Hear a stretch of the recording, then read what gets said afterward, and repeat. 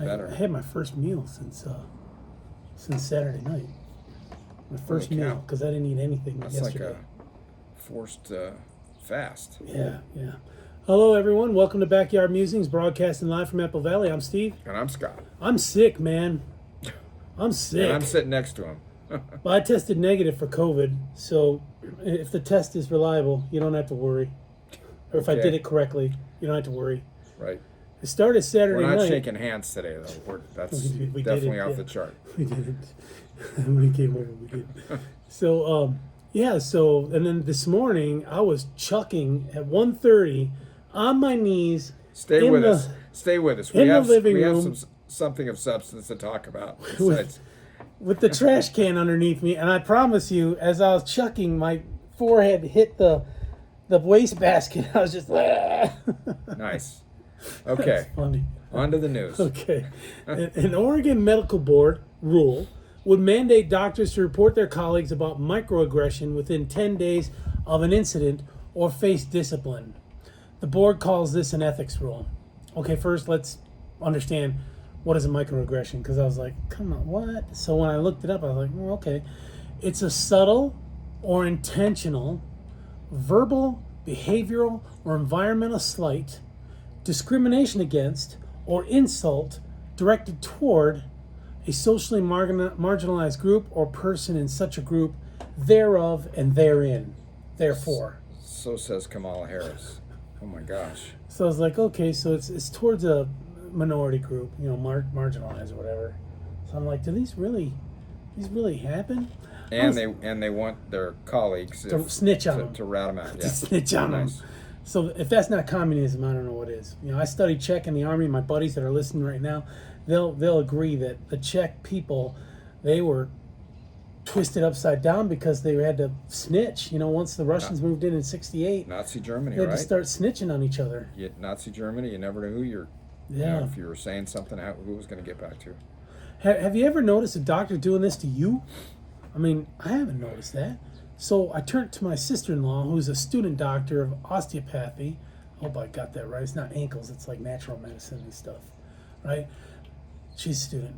Not sure I said that correctly. I asked her if she knows of doctors treating each other or nurses that way.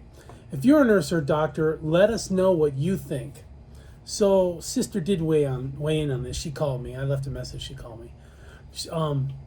She used an example of how doctors for about 100 years would use a cofactor of 1.25 to determine if black people can get a kidney transplant. So let's put them at a 25% disadvantage right there. And it was based on a study of one 26-year-old black man 100 years ago. And this lasted for so long, right? That they couldn't, they're behind the curve. And so finally... It's crazy. I know, it is crazy. The National Medical Board, realizing the mistake, made a correction. We're no longer going to do that, right? That's noble. That's the right thing to do. Right. So most microaggressions are unintentional. My sister says that because of this, we want to be taught about microaggression in order to improve. And she's saying from a student doctor point, This means that in addition to the recipient of microaggression, black doctors need to teach other students microaggressions, which means they already face it, but now have to correct people, and they don't want to do that. It's just too much. They're withstanding it, and then now they have to teach you. So she also mentioned how a neurosurgeon has to write her name, monogram her name, and her title on her cap that she goes in for surgery. Before surgery, because the staff thinks she's a tech instead of the neurosurgeon that's going to do the cutting and more craziness. Craziness. I mean, look at Ben Carson. I know, awesome guy. I mean, I didn't even really, I didn't know him at all until I know. the debates, 2015, 2016 presidential campaign, and but what an outstanding man! Amazing, and I mean, what do you think? You confuse him for the janitor or an orderly or something just because of the color of his skin? That's wrong. Outrageous. It's wrong. Exactly. Totally wrong. Okay, so this is an extreme, as we were just talking. It happens, but the response is extreme. Doctoral students are already being taught about this in medical school. They It's have crazy. an ethics class. Yeah.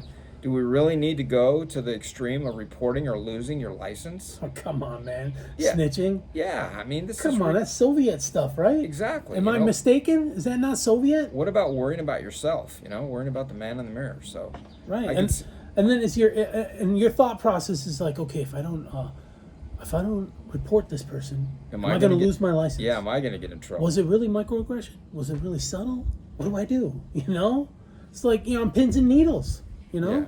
So this makes sense. So I could see if a doctor was like a bully, doing this to report, but most are not intentional. This is a high. Subtle. That definition said subtle. Yeah, it's know? a high Open to interpretation. anxiety job, right? I mean, you're sitting Already. there. Exactly.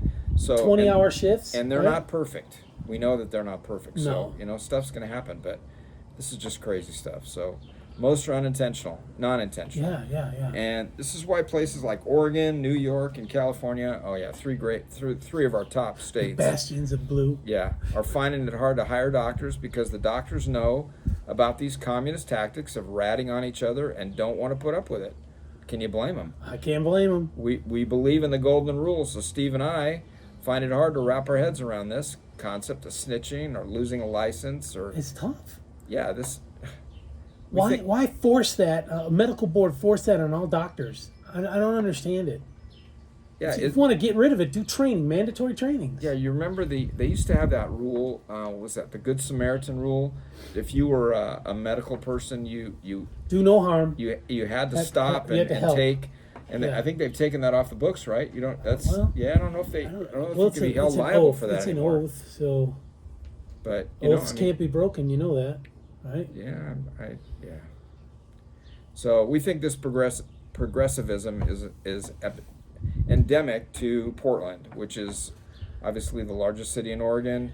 We've Yeah. talked about that city. It's gone to hell in a handbasket. Progressive policy has Yeah. shaped the landscape, literally, in Oregon. Yeah.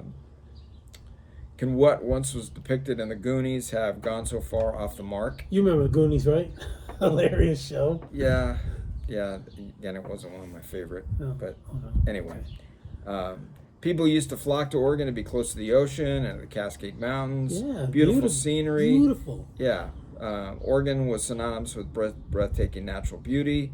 Now Oregon is more like a landscape of homeless people in tent cities, graffiti and excrement, kind of like our San Francisco. Yeah. Oregon has one of the highest incidents of homelessness in the nation. Violent crime rates, they've spiked, and car thefts have surged. Republican has not governed Oregon since 1980, so we don't go Reagan back. time. Yeah, we don't go back that far in California, but Californians on a fast track. So, but yeah, Reagan. So you may see a switch in politics this November. Yeah, Maybe not. or maybe not. I don't know. People, there's a lot of people. Oregon wants to do that thing where they'd like to join Idaho, right? They'd Right. like to Well, the eastern secede. half. Yeah. The eastern half, and all the counties are in agreement. They want to. Right. But there's constitutional things you have to think about. It's got to be approved by Congress. This split, whatever. Right. And I think it has to be a new state. It can't merge into the territory of an existing state. Yeah. It's like you'd have a better chance of the Upper Peninsula of Michigan breaking off to be a state than Eastern Oregon. Because of the geography. Because of the boundaries. geography, it could Right. be completely separated. You Yeah. know. Well, and you've seen that too in parts of the counties of California that want to do that. The areas of the counties. Yeah, it would be there's like been a lot it of would be talk. like a jigsaw puzzle. Yeah. And it would be really Well, tough. like the coast being the most blue, and then only parts of the coast. Maybe into the Central Valley a little bit. Yeah, almost all of San Bernardino County, some of the northern and central counties inland. But yeah, it would destroy the state, I think. It'd be good for the people if you could do that, if you could form another state, but it would be tough because then you'd have to start from scratch. Yeah. And what do you do with all the facilities that are built up in that state that's breaking off? Do you give them remunerations to the big state of California? Yeah, I don't know. And how are they going to divvy it up? I don't know. Yeah. Anyways, we started out with snitching on microaggressions and ended up with progressive politics. In either case, the common folk like us, we just want to avoid it. We don't need social justice policing, really. We need more love of neighbors. I firmly believe that.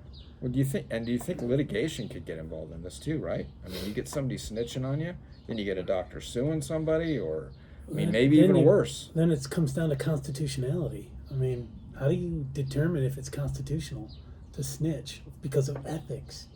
Well, then it comes down to the courts, right? And we know how some of the courts are Well, yeah. in our state. Well, it depends on the region of the courts. We saw that in New York, legal sorcery. Right.